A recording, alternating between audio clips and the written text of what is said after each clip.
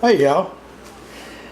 Well, I was kind of talking to Flint's Ball the other day, and I noticed he mentioned on his one video from the Sidekick that Teddy was wanting some shots of uniface blades and knives and such, and I told him, I said, well, that's one of my favorite things to look at and talk about.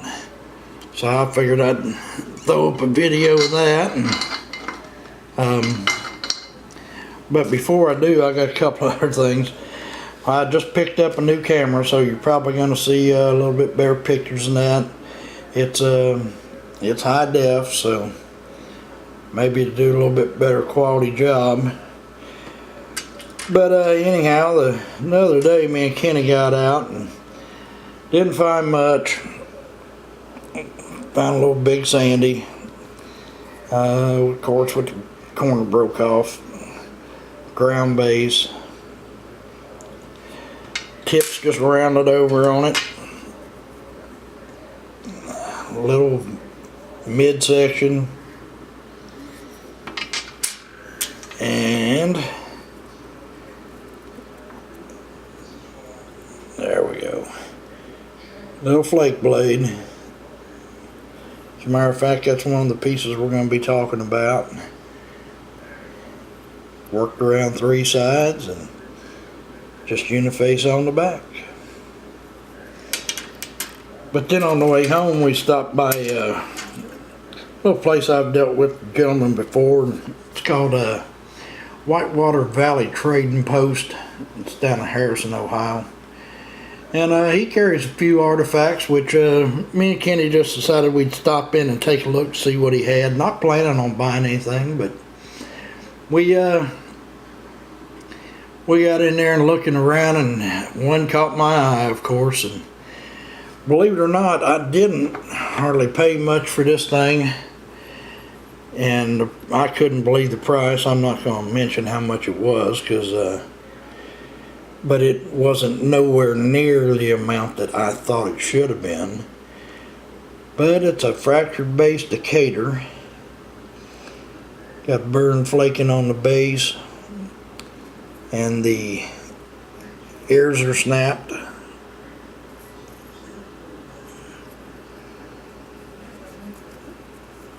I thought it might have had a little bit of re-chipping on it on this left side over here, but I stuck it under the scope when I got home, and I'll tell you what, it sure looks good to me. There's a lot of deposits in that all over this thing. Notches look real good. It is missing just a tad at a tip.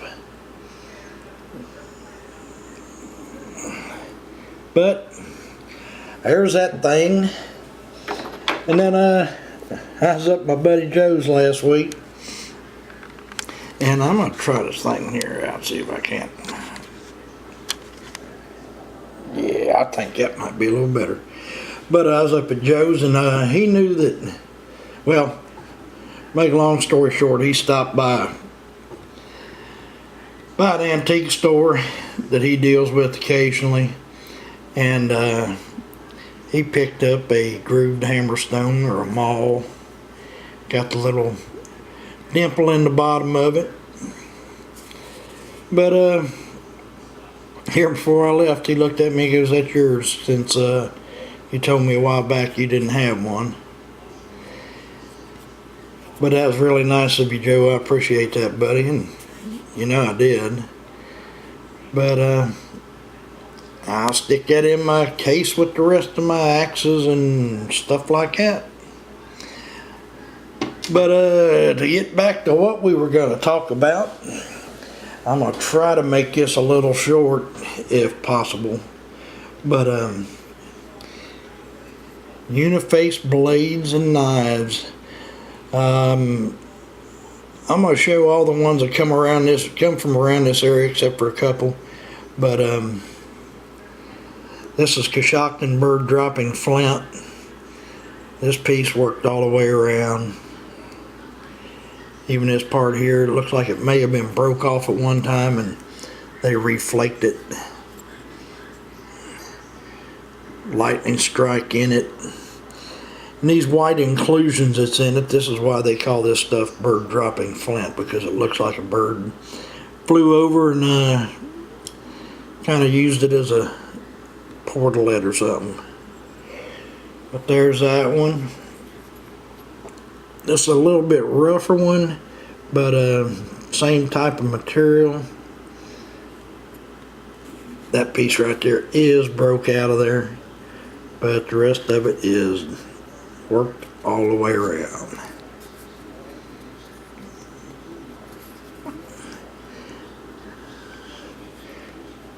Then here's a real nice example of some hornstone. This thing here is one big median ridge running right down it. Got a graver tip on the thing. Real nice flaking all the way around the edge on it. And of course, got the classic curve and a uniface on the back. Little bit of touch on the back, not much.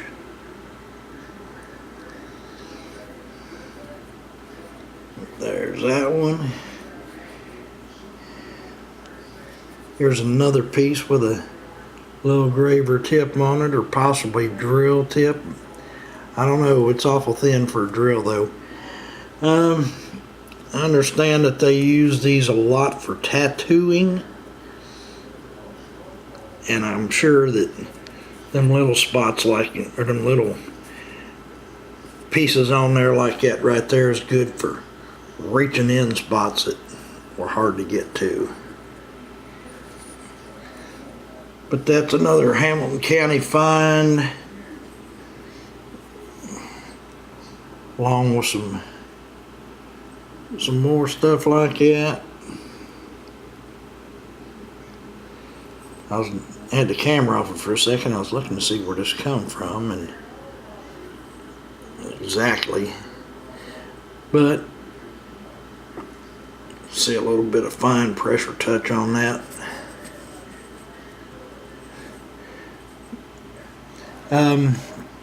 Couple of my, I want to show you this one. I hunted a new creek last year, a new section of a same creek, and could not believe it. This thing still got the rind on it, and it's flaked right up on into the rind.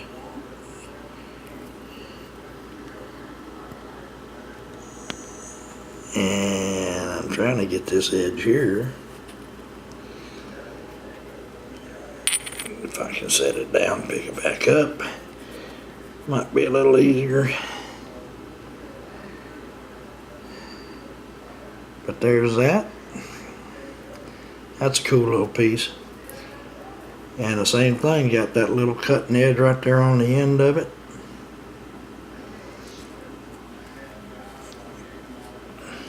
Same little creek. Only piece I ever found eroding out of a bank. And wouldn't you know, it was a doggone flake knife. Uniface. This is a material that patentizes brown colored. From around here you see a whole lot of this material. And we're thinking it might be 4 Mile Creek, because you bust some of it open occasionally, and or you'll see a piece broke, and it looks totally different. Same with this stuff here on one of my favorite pieces. This is Coastal Plains Chert. I got this and a couple other pieces from Clay, Attle Man, last year or the year before. The only place this has got work is right around this little curved area. This is some beautiful stuff. I mean, everybody calls it river candy and that, but it is Coastal Plains Chert. The worst thing about this piece, when it got here in the mail, is broke right across here. I glued her back together because I couldn't stand looking at it in 2 pieces.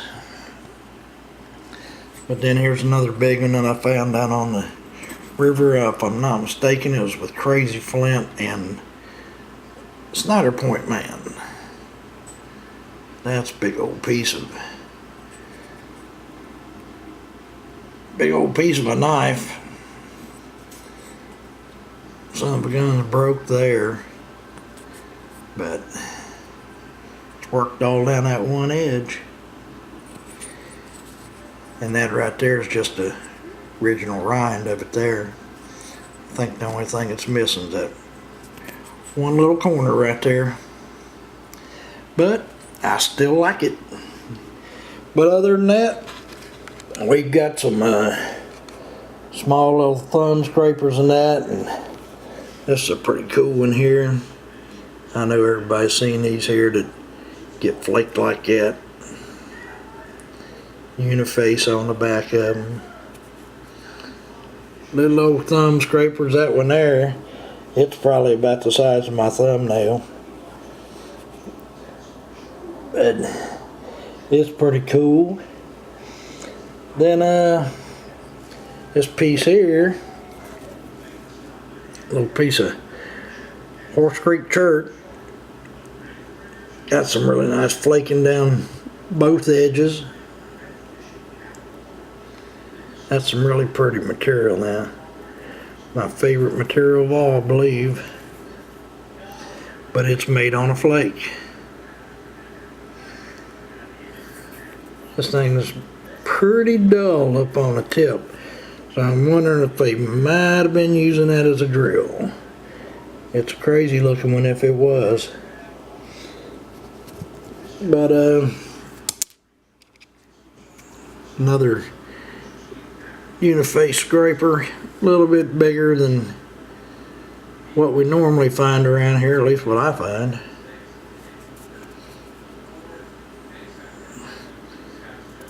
But that's the kind of stuff we find around here in Ohio, Teddy. A lot of stuff that's just mostly utilitarian. Flaking on one edge, just like this one here.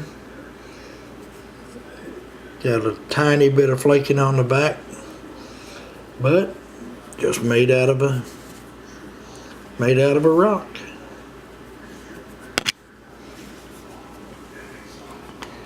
But I appreciate all your comments and your views and that, and hopefully I'll be back out sometime soon, and we'll be making some new finds and maybe hunting a couple new spots that we got. But y'all take care. I appreciate all the comments and the views, and y'all have a good one, and I hope you're finding a bunch. I know that old Jonesy and Adelattle Man's having a birthday dig down that way, and I hope y'all are finding some good ones, especially that second piece you find. I hope it's a killer. Old Butch will be seeing that one if it is. Alrighty, y'all take care, and we'll talk to you later on. Bye now.